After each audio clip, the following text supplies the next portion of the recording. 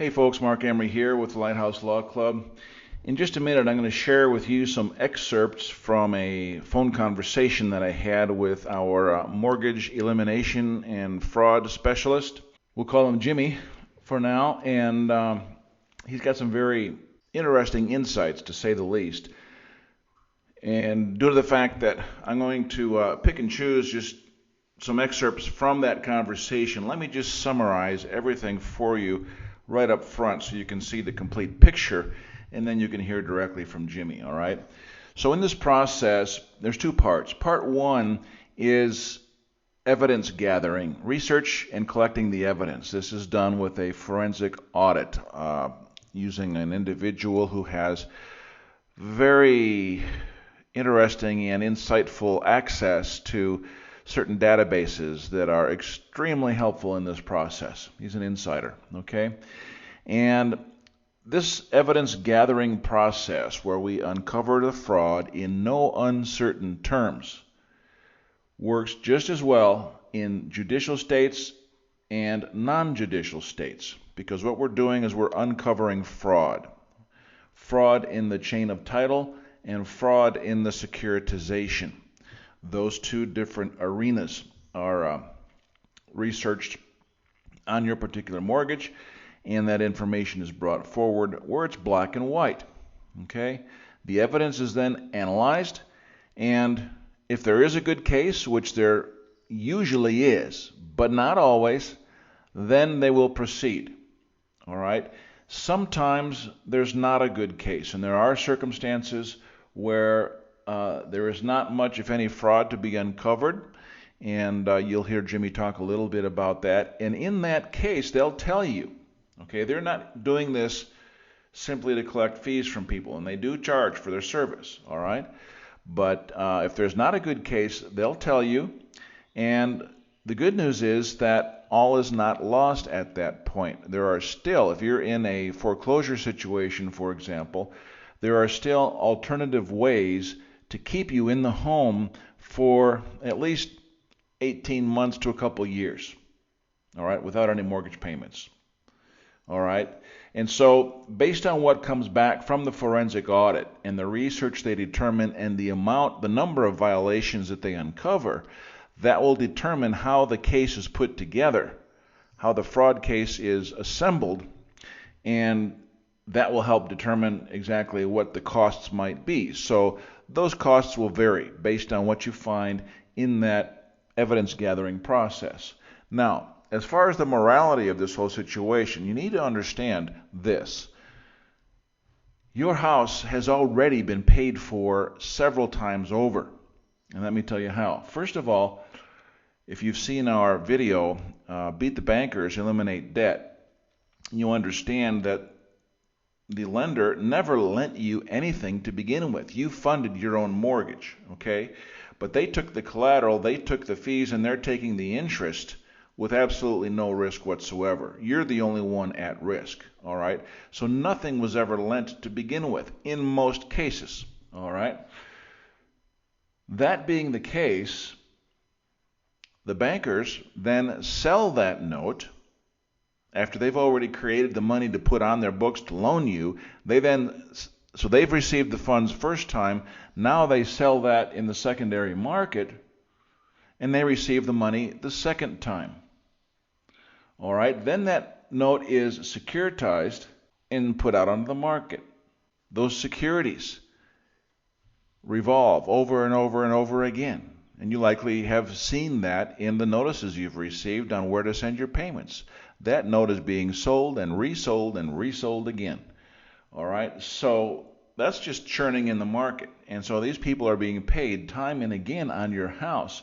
Now, if you've stopped making payments and you're behind on your payments, guess what? The lender then can collect on the mortgage insurance, and he gets paid on the house again. So they've already been paid several times over on the house. And yet they're still interested in taking that house from you, putting you out on the street, and causing untold misery for families around the country, around the world. All right, that's how it works, right? So don't be concerned about the morality of the situation here. We're trying to correct the immorality that has already been done, already been evident in your case, and we're just trying to remedy the situation, all right? And you're entitled to recourse and remedy. So, with that in mind, let's talk with Jimmy and see what he has to say about a few of these things, all right? Here we go. The problem is these damn courts are so corrupt. I mean, you can't count on the law prevailing. That's the whole issue. That's it. It's always been the fly in the ointment. Judges do what they want to and don't uphold the law, especially in the state courts. But the federal venue is less. Well, it's really not biased and prejudiced against pro se litigants, and they really do, weigh up both sides, and the federal judges know what's happening. There's still probably 94% of the state judges don't even know, the mechanics of the fraud or what really happened. They don't care. They just sit up there and say, well, you hadn't made your payments for 6 years. I'm not ruling in your favor. We're going to sell your house and you get you some cardboard boxes. I've heard that story about 82 times. Oh, yeah. Yeah. So you're saying the federal judges seem to be a little bit more pure in their knowledge and a little bit more unbiased. You're right. But, and two, there's no hearings in the federal court.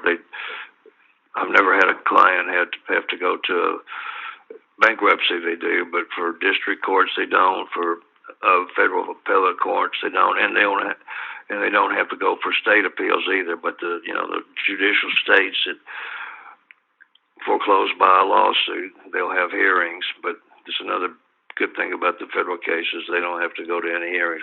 All they do is shuffle papers. Okay, yeah, well, that makes it easier for the pro se litigants, huh? Yeah, it sure does. Individual audit first, and then see for themselves all the claims and causes they have. Almost every audit has 30 to 60 violations of whatever state it is, plus the United States Title Code violations and the Uniform Commercial Code statute violations, and it's really powerful. Our auditors, they just do a wonderful job, and they quote the law throughout the audit to match it up to each violation. And he does a supporting affidavit that is really strong. It's just a succinct synopsis of the whole audit. Takes under oath and under penalty of perjury. He has it notarized, and he'll come into court and testify if it was necessary. And another thing, if it was, he could appear on Skype with the federal courts, and they don't have to fly him in and and burden have that additional cost be a burden, because he'd probably have to have 3,000 to come in for a 1 hour hearing. Get all the peripherals, the car, the per diem, the motel room, the plane ticket, and what his fees would be for the day. So, it's like you say, we got the law, we got the proof, we got the evidence, and still the judges, can just have that attitude, well, I'm not ruling for you. Yeah. But there's a lot of cases being won. What's the likelihood of getting a settlement? It seems to me that the defendants would never want to have this brought into open court. That's true. They shouldn't. And some juries have really awarded a lot of money in some of these cases, $5 million, $8 million, $11 million. And so I know they don't, but we have to, we can't tell them, if you go to trial, let's settle it. We have to go through the machinations of showing the risk of going to trial. Yeah. And they're not going to do anything unless you make them do it. But I've had some state cases dismissed. I've had some judgments overturned. And this federal case, it's working as well as automatic stay in a bankruptcy. It's stopped every issue with every client since we've been doing it. If there's going to be a trial or a summary judgment hearing, we can stop it with a federal case. If it's after that and there's going to be a sale, we've been successful stopping those. And then even after the sale, we've succeeded in stopping the certificate of title to the new owner. And even if it's after it's been transferred after sale and is in the new owner's name, I've got 3 clients that were at the stage of the notice of eviction on their door, and all 3 of them, we stopped the eviction, and they're all still in their house. One since December, once April, and then another one for a couple months. And they just, we shut them down with a real terse letter that if they continue to compound the illegalities with knowledge, which they have once they see a copy of the federal case. Yeah, it's criminal. That and to compound it by sale or compound it by transfer of title or eviction, their damages go up commensurately. But the leverage on it is we send it to every attorney that signed a court document in the case and to his law firm that each individual associate attorney that's participated and the law firm are going to be joined to the federal case. Mm-hmm. And that's what's stopping them. Yeah. Because if they, got a foreclosure and then they want to do the sale, that's compounded. And if it's after the sale, they're going to compound it by changing the title illegally. And if that's past that, an eviction, it's going to be an illegal eviction on top of a wrongful foreclosure and all the peripherals. Mm-hmm. Yeah, well, that's powerful. It is. Yeah. So that gives people hope, even if they're in the late stages. Yeah, well, our first priority is, to protect their residency. And my record, I kept a guy in New York in his house for 9 years, and got plenty over 5 years. I got one here in my home county that was 7 years old in January. He was served in 2010, and he's still in his house. And so we do really well slowing everything down to protect them as long as we can if we don't win the house and the money, which is the real carrot, in front of the donkey's nose. But first, we always do our best to protect their residency, but we're hoping to win the cases in the house and some damage money. So yeah, it's working good. Well, even in the cases that may not win due to a corrupt judge, it seems as though that the investment in the process, the expenses involved would certainly be far outweighed if they can stay in their house for 6 years or whatever. That's it. Yeah, we earn our money even if we don't win the federal case by keeping them in their house. Yeah, they don't have to make payments the whole time. That's right, exactly. Mm-hmm. And so we I've been doing this every day for 15 years, never had a complaint. Okay. And I've been advertising on RBN radio for 2 years, and they've vetted me before they allow me to broadcast my ads. And, they've never had any client call them up and complain about us. Yeah. And so great. We do what we say. We don't make misrepresentations, and we meet the court deadlines. Every once in a while we get a continuance, but we don't like to. That's what people are looking for, that's for sure. Some kind of relief. And, to me, this whole foreclosure thing, it's just an epidemic. It's an organized racketeering spree. Absolutely. It's the biggest scam ever perpetrated on the world, and especially Americans. Yeah. It's a money and a land grab. I compare it to what Hitler did with tanks and guns and soldiers and planes and battleships, what he did to Europe, these guys have done it with paper and ink. But it's the same thing. Lives have been destroyed. There's probably been 1 million divorces because of it. Probably hundreds of thousands of people committed suicide. People are still living in their parents' basement or shelters or their car or, home. And really, in the big picture, it just seems to fit as a part of the globalists' plan to make everyone dependent. If no one has their own home, everyone's dependent on some outside source for subsistence, and that makes everyone much more easily controlled.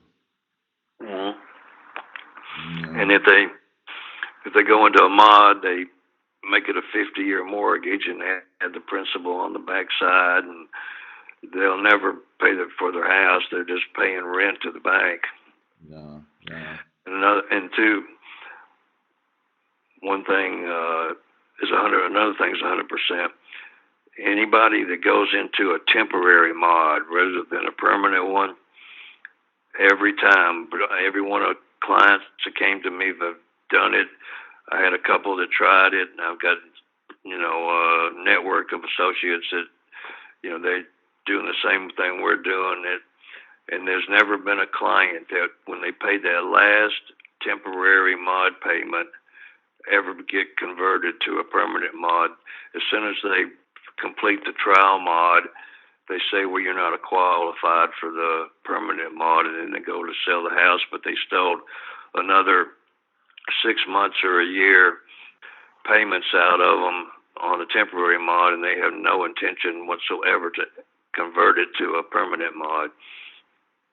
So they steal that money as gravy on the top, and then they get the then they get the whole enchilada anyway.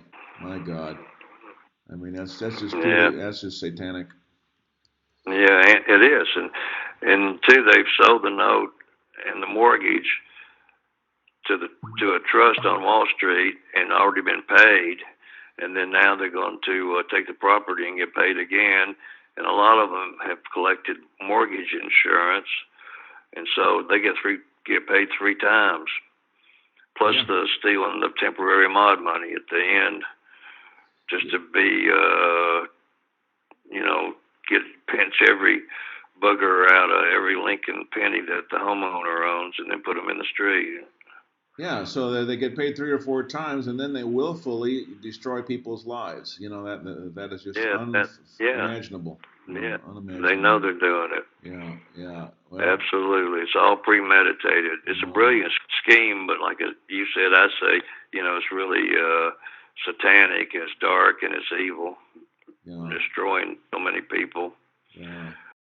We don't try to collect on the case until after they see their audit, how much credibility and clout and leverage it does give them to go to court.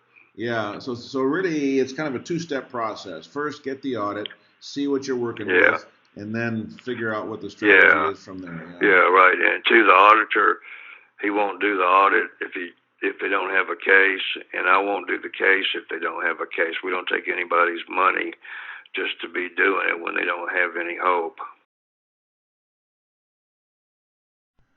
Okay, so with respect to your time, let me just summarize a couple key points that we covered in the duration of the conversation, which went on for quite some time, so I'll try and cut it here short for you.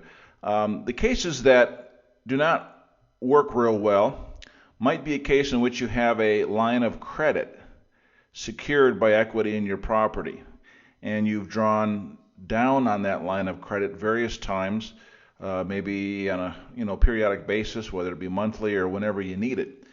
And in those cases, it's not a simple lump sum that is being dealt with, and those lines of credit are not. There isn't an instrument that's sold into the secondary market. Okay, so if you're using your equity to secure a line of credit, that's not a situation that will be applicable in this particular case.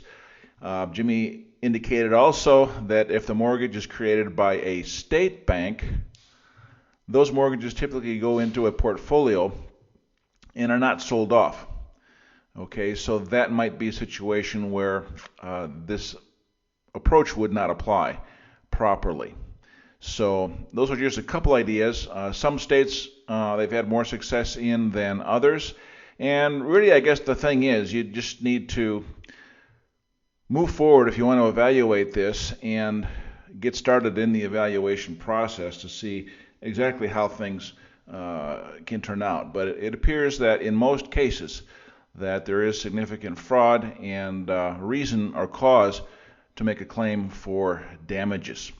And in the very worst case scenario, if going through this process, if it's determined that there really is not a good case based on what we've discussed so far, Jimmy assured me that they have a strategy to help keep you in the house for at least 18 months, which can help you prepare for whatever comes next, right?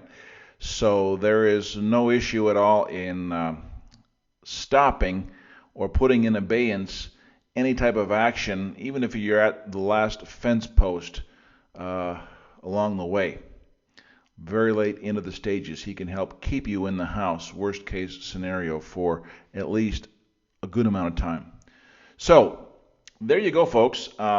Powerful information, powerful resources, some very powerful solutions, and it's no accident that Jimmy and I have connected. I really believe that divine providence is at work here. We're in the end times, and the fraud and deceptions and corruption is being exposed. And this is being done for the benefit of the people, especially those who are walking in divine providence with the Lord. And what you need to do now is get started with your Lighthouse Law Club membership as a constitutional commando. Any fees involved with on Jimmy's side, they will be determined once a proper evaluation has been done on your case.